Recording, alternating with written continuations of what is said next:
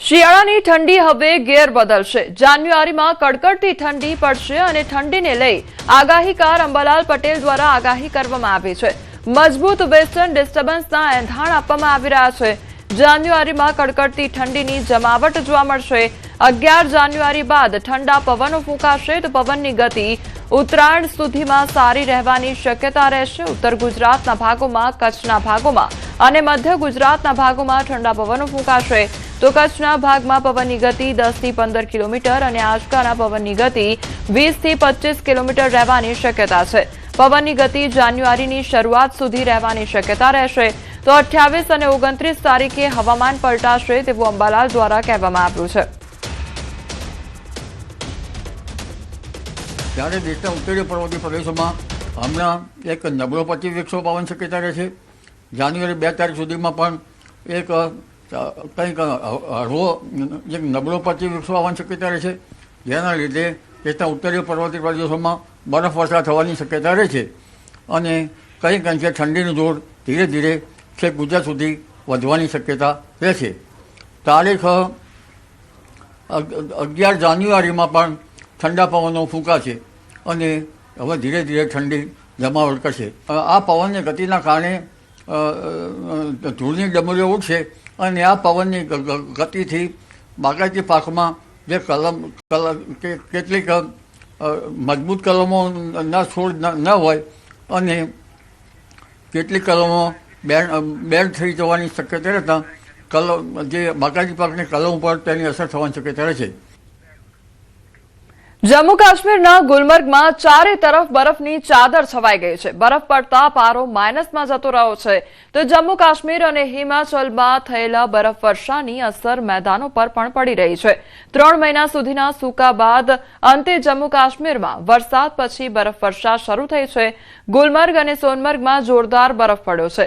બીજી તરફ ગુલમર્ગમાં તાજી હિમવર્ષા બાદ શિયાળુ પ્રવાસન એક્ટિવિટીની તૈયારીઓ તેજ બની છે। ટુરિઝમ વિભાગ આ સિઝનમાં નાઇટ સ્કીઇંગ સહિતની નવી એક્ટિવિટીઝ શરૂ કરશે તો ટુરિસ્ટને ગુલમર્ગ આવી કુદરતી સૌંદર્ય અને હિમવર્ષાનો આનંદ લેવા માટે અપીલ કરવામાં આવી છે। हम शुक्रगुजार हैं, ग्रेटफुल हैं कि इस बार हमारी जो है बर्फ़ हुई है इस वक्त और हमने इन 2-3 दिनों में काफ़ी ज़्यादा रश देखा टूरिस्ट्स का। जिस रिवाइवल की हम बात करते हैं वो रिवाइवल अल्हम्दुलिल्लाह जो है वो हो चुका है।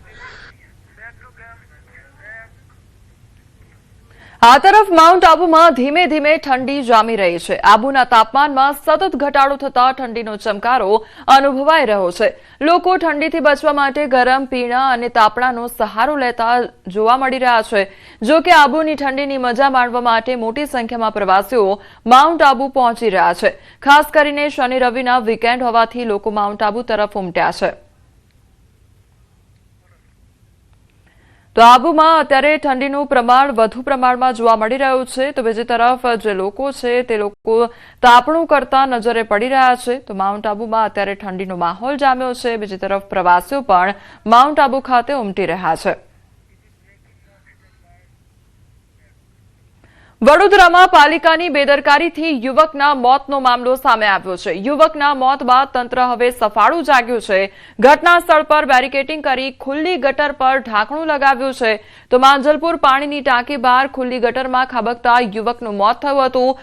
કોર્પોરેશનના પાણી પુરવઠા વિભાગનું ચાલી રહ્યું હતું કામ, ત્યારે કોર્પોરેશને ઇકો ફેસિલિટી કંપનીને આપ્યો છે કોન્ટ્રાક્ટ। કોન્ટ્રાક્ટર અને કોર્પોરેશનની બેદરકારીએ વિજયસિંહ ઝાલાનું મોત નીપજ્યું છે તો લોકોએ કોન્ટ્રાક્ટર અને પાલિકાના અધિકારી સામે માનવવધનો ગુનો નોંધવા માટે માંગ કરી છે।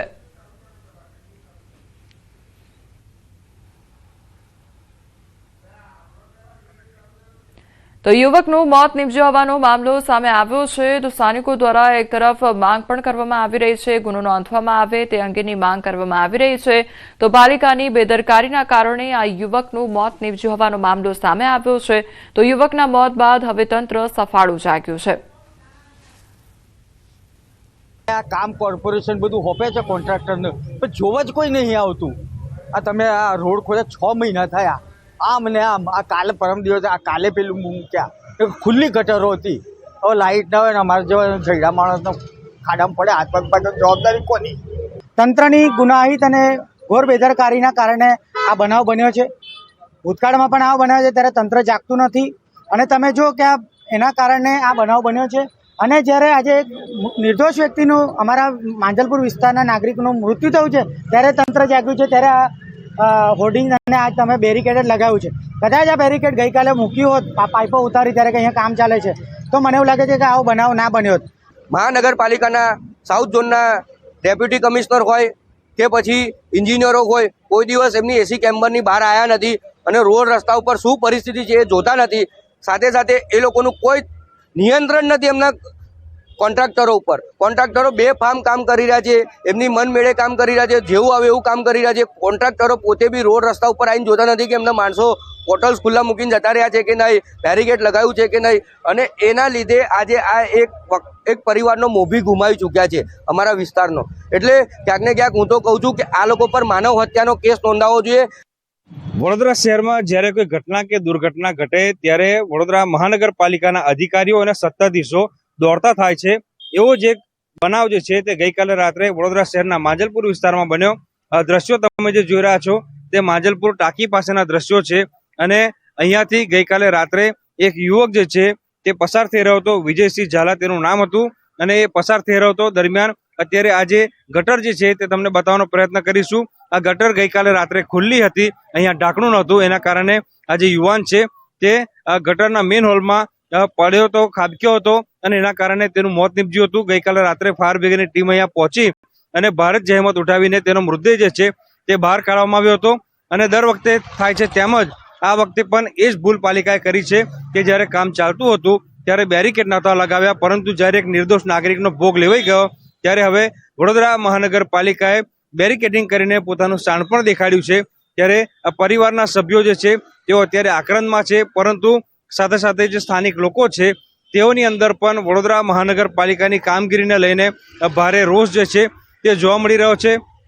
સ્થાનિક લોકો જે છે તે કહી રહ્યા છે કે ગઈકાલે જે ઘટના ઘટી તેમાં કોન્ટ્રાક્ટર અને જે અધિકારીઓ છે તેમને સીધી ભૂલ જે છે તે દેખાય છે. કારણ કે કોન્ટ્રાક્ટરે લાપરવાહી દાખવી, એના કારણે નિર્દોષનો ભોગ લેવાયો. અને જ્યારે કોન્ટ્રાક્ટર કામ કરતા હોય છે ત્યારે વડોદરા મહાનગરપાલિકાના જે અધિકારીઓ છે તેઓ ધ્યાન નથી રાખતા. એટલે આ જવાબદાર તમામ લોકો છે તેમની સામે કાયદેસરની કાર્યવાહી થવી જોઈએ, ગુનો દાખલ થવો જોઈએ અને આ કેસ જે છે તે ફાસ્ટ ટ્રેક કોર્ટમાં ચલાવવો જોઈએ, જેથી જે ભોગ બનનાર પરિવાર છે તેને ન્યાય મળી શકે એવી સ્થાનિક લોકો જે છે તે માંગ કરી રહ્યા છે. હાર્દિક દીક્ષિત, ન્યૂઝ 18 ગુજરાતી, વડોદરા. માંજલપુરમાં ગટરમાં યુવાન પડી જતા તેનું મોત થયું અને આ મામલે મ્યુનિસિપલ કમિશનર અરુણ મહેશ બાબુનું મોટું નિવેદન સામે આવ્યું છે. તેમણે જણાવ્યું કે કોન્ટ્રાક્ટર સામે પોલીસ ફરિયાદ દાખલ કરવાની કાર્યવાહી ચાલુ છે. કોન્ટ્રાક્ટરને બ્લેકલિસ્ટ કરવામાં આવશે. જે અધિકારીનું સુપરવિઝન હતું તેની સામે પણ કડક કાર્યવાહી કરવામાં આવશે. ઘટના સમયે સેફટી બેરિકેડિંગ ન હોવાનું પણ સામેલ છે અને તેથી કોર્પોરેશનના અધિકારીની પણ બેદરકારી હોય તે પ્રકારની અત્યારે ઘટના સામે આવી છે. નોર્મલી ગ્રીલ નાખીને કામગીરી કરવાનો હોય છે, પણ નીકળતા વખત આ લોકો કદાચ ગ્રીલ ત્યાં જગ્યા ઉપર ના મળેલી એવું પ્રાથમિક અહેવાલ મળી છે. અને સ્થળ ઉપર કદાચ એક વ્યક્તિ દંપતી ગયા હતા અને આમાંની અંદર એક જે સાઇનબોર્ડ છે એની નજીકમાં જ કોઈ સિવર હોલમાં એ પડી જતા આવું ઘટના બની છે. But whatever is happened, અફસોસની વાત છે આના ઉપર, એટલે કાયદાકીય પગલાં લેવા માટે અત્યારે નક્કી કરવામાં આવ્યું. યસ, અત્યારે ડિસિઝન લીધું છે, અમે એફઆઈઆર કરી રહ્યા છે. એફઆઈઆર કરીને એજન્સીને પણ બ્લેકલિસ્ટ પણ કરવા માટે અત્યારે નિર્ણય લીધું છે. અમરેલીમાં જંગલી પ્રાણીના આટાફેરાથી ફફડાટ ફેલાયો છે. જાફરાબાદના કડિયાડીમાં 4 પશુનું મારણ કરવામાં આવ્યું છે, તો જંગલી પ્રાણી આવતા શ્વાન અને પશુઓમાં દોડધામ મચી જવા પામી છે. દોડધામના સીસીટીવી ફૂટેજ પણ વાયરલ થયા છે. તો જાફરાબાદ તાલુકાના કડિયાડી ગામે જંગલી પ્રાણીના આતંકથી ભયનો માહોલ સર્જાઈ ગયો છે. તો અમરેલીના દ્રશ્યો સામે આવ્યા છે કે જ્યાં કડિયાડીમાં સિંહના ધામા જોવા મળી રહ્યા છે. તો સ્થાનિક લોકોમાં અત્યારે ભયનો માહોલ સર્જાઈ ગયો છે.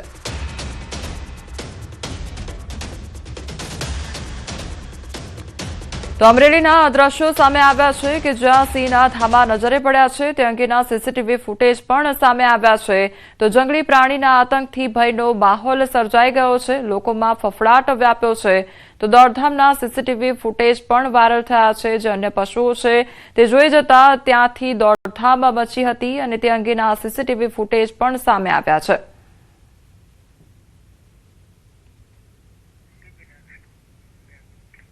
મહેસાણાના આંબલિયાસણમાં તસ્કરો ત્રાટક્યા હોવાની ઘટના સામે આવી છે. દુકાનના તાળા તોડીને ચોરીને અંજામ આપવામાં આવ્યો તો ચોરીની સમગ્ર ઘટના સીસીટીવી કેમેરામાં કેદ થઈ છે. મહેસાણા જિલ્લાના આંબલિયાસણ સ્ટેશનના મેઇન બજારમાં સાર્વજનિક વિદ્યાલયના સામે આવેલ જલારામ કંગન સ્ટોરમાં ચોરીની ઘટના બની હતી.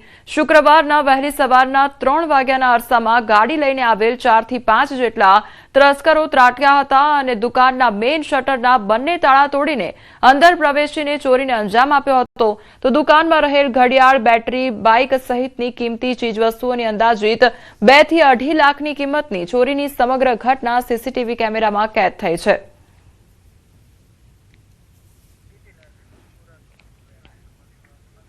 સુરતમાં બંધ ઘરમાં ચોરીની ઘટનાને અંજામ આપવામાં આવ્યો છે. માંગરોળના તરસાડી નગરમાં તસ્કરો ત્રાટક્યા હતા. રાધે પાર્ક સોસાયટીમાં તસ્કરોએ ચોરીનો પ્રયાસ કર્યો હતો તો પરિવાર બહાર ગયો અને તસ્કરોએ તાળું તોડ્યું હતું. ઘરમાંથી કશું ન મળતા તસ્કરો વિલા મોઢે પરત ફર્યા હતા.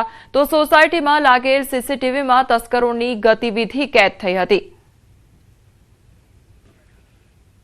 તો સુરતમાં બંધ મકાનને ટાર્ગેટ કરવામાં આવ્યું હતું અને બંધ મકાનમાં ચોરીને અંજામ આપવામાં આવ્યો હતો. તરસાડી વિસ્તારની આ ઘટના કે જ્યાં બંધ મકાનને નિશાન બનાવવામાં આવ્યું હતું. રાજકોટમાં જ્વેલર્સમાં ચોરીનો ભેદ ઉકેલાયો છે. 25 ડિસેમ્બરે સોનાના દાગીનાની ચોરી થઈ હતી. ગ્રાહકના સ્વાંગમાં મહિલાએ ચોરીને અંજામ આપ્યો હતો. પોલીસે કરી ચોર મહિલાની ધરપકડ. ત્યારે સમગ્ર ઘટના સીસીટીવી કેમેરામાં કેદ થઈ હતી. મામલાની જાણ થતાં જ રાજકોટ શહેર એ ડિવિઝન પોલીસ સ્ટેશને થતા તાત્કાલિક અસરથી પોલીસ દ્વારા ચોરીની ફરિયાદ દાખલ કરીને ચોરી કરનાર મહિલાની ધરપકડ કરવામાં આવી છે.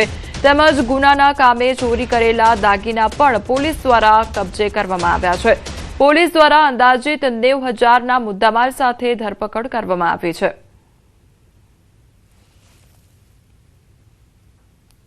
ગઈકાલે 2 લેડીઝ મારે ત્યાં આવી અને અમારા સ્ટાફની નજરચૂક કરી અને એક પેન્ડન્ટ સેટ જેમાં એક પેન્ડન્ટ અને 2 બુટ્ટીની ચોરી કરેલી હતી.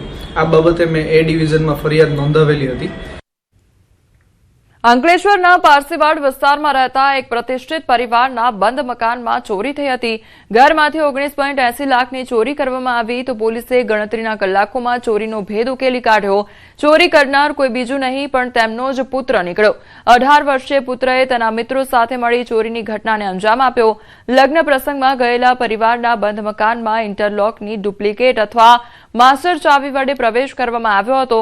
આશરે 14 તોલા સોનાના દાગીના અને તિજોરીમાંથી 3 લાખ રોકડા મળી કુલ 19,80,000ની મત્તાની ચોરી કરવામાં આવી હતી.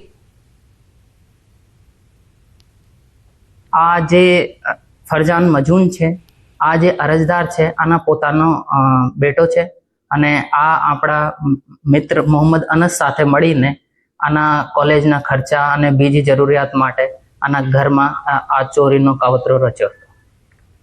મહેસાણામાં પાર્કિંગની અદાવતમાં પિતા પુત્ર પર હુમલો કરી દેવામાં આવ્યો છે. દુકાનના વેપારી પર હુમલો કરવામાં આવ્યો. વેપારીએ દુકાન આગળથી વાહન હટાવવાનું કહ્યું હતું. તેની અદાવત રાખી વેપારી અને પુત્રને મારવામાં આવ્યો હતો. લાકડાના ધોકાઓ અને હોકી સ્ટીકથી મારવામાં આવ્યો. 5 લોકોએ મળીને હુમલો કરી કાઢ્યો હતો. પોલીસ સ્ટેશનમાં આ અંગે ફરિયાદ પણ નોંધવામાં આવી છે. તો પાર્કિંગની નજીવી બાબતે બોલાચાલી થઈ હતી અને પાર્કિંગ ન કરવા દેવાના મામલે તેની અદાવત રાખીને 5 લોકો દ્વારા હુમલો કરી દેવામાં આવ્યો હતો. પિતા પુત્ર વડે લાકડી તેમજ ધોકા વડે હુમલો કરવામાં આવ્યો હતો. કાલે 2 હતા અને કાલ અદાવ લઈને આજે 10 થી 12 જણા આવ્યા અને તલવાર અને 10 લાકડીઓ હતી અને ભોડા મારવા એટલે હાથ આવ્યો એટલે ઓગળી પડવા દે. ગાંધીનગરમાં આચાર્યએ વિદ્યાર્થીઓને માર્યો હોવાની ઘટના સામે આવી છે. વાવોલની પ્રાથમિક શાળાની આ ઘટના સામે આવી છે. ધોરણ 6 થી 8ના વિદ્યાર્થીઓને મારવામાં આવ્યો છે. છોકરાઓ રિસેસ દરમિયાન શાળાના કેમ્પસમાં રહેલ લીમડાના ઝાડ પર પતંગ ફસાયો હતો તો શાળાના બાળકોએ ઝાડ પર ફસાયેલ પતંગને પથ્થર મારતા હતા। તે દરમિયાન એક પથ્થર આચાર્યની ગાડી પર પડતા ગાડીનો કાચ તૂટ્યો હતો અને કાચ તૂટ્યા બાદ આચાર્યએ બાળકોને માર માર્યો હતો। તો આ ઘટના બાદ વાલીઓ શાળાએ રજૂઆત કરવા માટે પહોંચ્યા હતા અને આચાર્ય સમક્ષ કડક પગલાં ભરવાની માંગ પણ કરવામાં આવી હતી। તો ગાંધીનગરના વાવોલનો આ બનાવ સામે આવ્યો છે કે જ્યાં વાવોલની પ્રાથમિક શાળાની આ ઘટના સામે આવી છે। ધોરણ 6 થી 8ના વિદ્યાર્થીઓને માર મારવામાં આવ્યો હોવાની આ ઘટના સામે આવી છે। તો આચાર્ય દ્વારા વિદ્યાર્થીઓને માર મારવામાં આવ્યો હતો। ત્યારબાદ વાલીઓ દ્વારા રજૂઆત કરવામાં આવી અને વાલીઓ દ્વારા માંગ કરવામાં આવી રહી છે આચાર્ય સમક્ષ કડક પગલાં ભરવાની માંગ કરવામાં આવી રહી છે કારણ કે વિદ્યાર્થીઓને માર મારવામાં આવ્યો છે। ધોરણ 6 થી 8માં અભ્યાસ કરતા જે વિદ્યાર્થીઓ હતા તેમને માર મારવામાં આવ્યો છે। દાદરા નગર હવેલીમાં વિદ્યાર્થીનીઓ વચ્ચે જાહેરમાં મારામારીની ઘટના બની। વિદ્યાર્થીનીઓના બે જૂથો વચ્ચે મારામારી થઈ હતી। મારામારીનો આ વિડીયો સોશિયલ મીડિયામાં વાયરલ થયો છે। તો સેલવાસના ટોકરખાડા વિસ્તારમાં આવેલી એક સ્કૂલની વિદ્યાર્થીનીઓ સ્કૂલ છૂટ્યા બાદ જાહેર રસ્તા પર જ બાખડી પડી હતી। ઉગ્ર બોલાચાલી બાદ મામલો ઝપાઝપી અને છૂટા હાથની મારામારી સુધી પહોંચી ગયો હતો। મારામારીના દ્રશ્યો જોઈ અન્ય કેટલાક વિદ્યાર્થીનીઓ અને રસ્તા પરથી રાહદારીઓએ પણ છૂટા પાડવાના પ્રયાસો કર્યા હતા। આ વિડીયો સોશિયલ મીડિયામાં વાયરલ થઈ રહ્યો છે। આથી બનાવ ચર્ચાનું કેન્દ્ર બની રહ્યો છે। જો કે વિદ્યાર્થીનીઓ વચ્ચે મારામારીનું કારણ શું હતું તે હજી સુધી જાણી શકાયું નથી। ન્યૂઝ 18 ગુજરાતી આ વિડીયોની પુષ્ટિ કરતું નથી।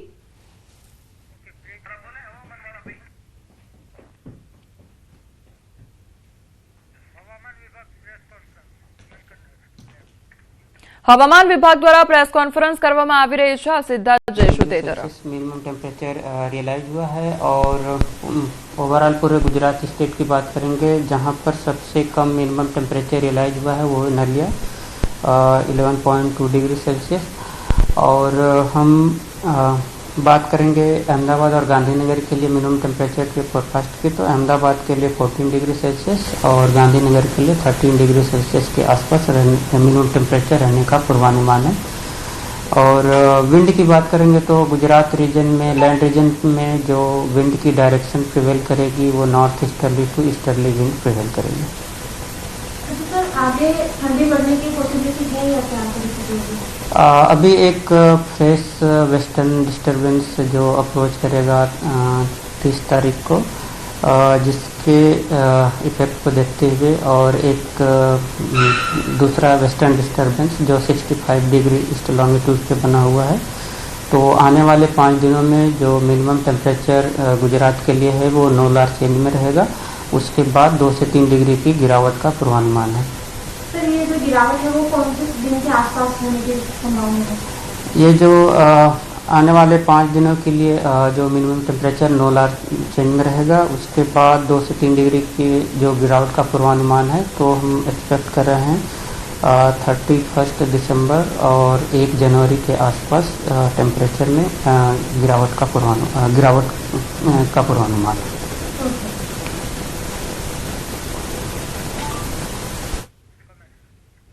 તો હવામાન વિભાગ દ્વારા પ્રેસ કોન્ફરન્સ કરવામાં આવી અને ઠંડીને લઈને હવામાન વિભાગ દ્વારા આગાહી કરવામાં આવી છે। 5 દિવસ બાદ ઠંડીનું જોર વધશે તેવું કહેવામાં આવ્યું છે।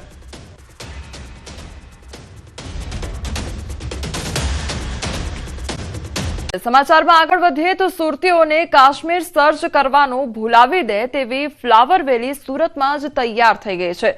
સિટી લાઇટ વિસ્તારમાં ઉભો થતો આશીર્વાદ high street shopping centre garden in mall નહીં પરંતુ મોલ ઇન ગાર્ડનના અનોખા વિચાર સાથે શહેરની ઓળખ બદલી રહ્યું છે। અહીં 4 લાખ છોડનો નજારો જોઈને દુનિયા દંગ રહી જાય તેવી વ્યવસ્થા કરવામાં આવી છે।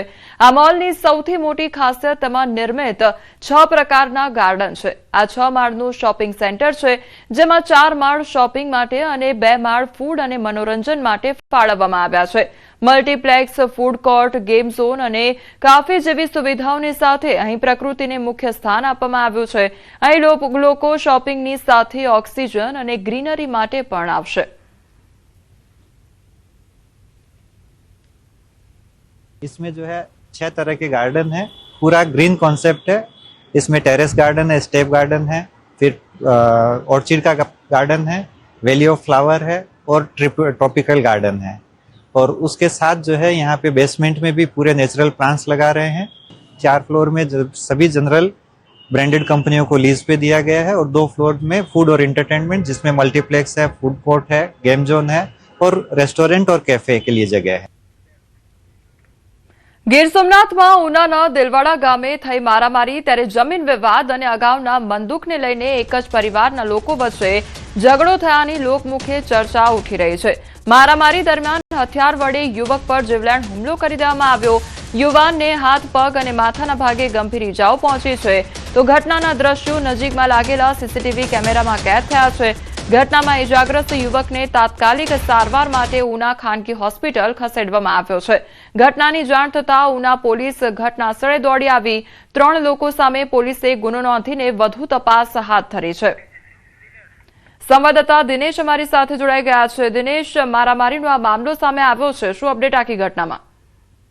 જી બિલકુલ કોમલ, આ જે ઘટના છે તે ઉના તાલુકાના દેલવાડા ગામની છે ને જ્યાં આગળ 2 પરિવારો વચ્ચે જૂથ અથડામણ થઈ હતી, જેમાં એક યુવક છે તેમને ગંભીર ઈજાઓ પહોંચી હતી, એટલે કે હાથ, પગ સહિતના માથાના ભાગે છે તે ગંભીર ઈજાઓ પહોંચી હતી અને ત્યારબાદ તે યુવક છે તેમને સારવાર અર્થે ખસેડવામાં આવ્યો હતો। જોકે અહીં ક્યાંક ને ક્યાંક સવાલ એ ઉભો થાય છે કે જે પ્રમાણે સીસીટીવીમાં દ્રશ્યો જોઈ શકાય છે તે પ્રમાણે 2 પરિવારો વચ્ચે મારામારી થઈ રહી છે અને આ પરિવારો વચ્ચે ક્યાંક ને ક્યાંક પોલીસના નામનો ભય ન હોય તે પ્રકારના દ્રશ્યો છે તે સામે આવી રહ્યા છે અને તેમને કારણે પોલીસની જે કામગીરી છે, જે કાયદો વ્યવસ્થા છે, તેમના ઉપર અનેક સવાલો છે તે ઉભા થઈ રહ્યા છે। જી દિનેશ, સમગ્ર માહિતી બદલ આપનો આભાર। તો ગીર સોમનાથના દ્રશ્યો સામે આવ્યા છે, જ્યાં જમીન વિવાદને લઈને મારામારી સર્જાઈ હોવાની ઘટના બની છે। તો 2 જૂથ વચ્ચે મારામારી સર્જાઈ હતી, તો એક યુવક ગંભીર રીતે ઇજાગ્રસ્ત થયો હતો, જેને સારવાર અર્થે ખસેડવામાં આવ્યો છે। રાજકોટના લીમડા ચોક વિસ્તારમાં બબાલની ઘટના સર્જાઈ અને ત્યારબાદ ખાનગી ટ્રાવેલ્સની ઓફિસમાં મારામારી થઈ હતી। તો મેમો કાઢવામાં વાર લાગવા જેવી બાબતે મારામારી કરવામાં આવી હતી। સમગ્ર ઘટનાનો વિડીયો સોશિયલ મીડિયામાં વાયરલ થઈ રહ્યો છે। તો લુખ્ખા તત્વોનો આતંક સીસીટીવી કેમેરામાં કેદ થયો છે, જ્યાં ખાનગી ટ્રાવેલ્સની ઓફિસમાં મારામારી સર્જાઈ છે। મેમો કાઢવામાં વાર લાગવા જેવી બાબતે મારામારી થઈ ગઈ હતી। સમગ્ર ઘટનાનો વિડીયો હાલ સોશિયલ મીડિયા પર વાયરલ થઈ રહ્યો છે।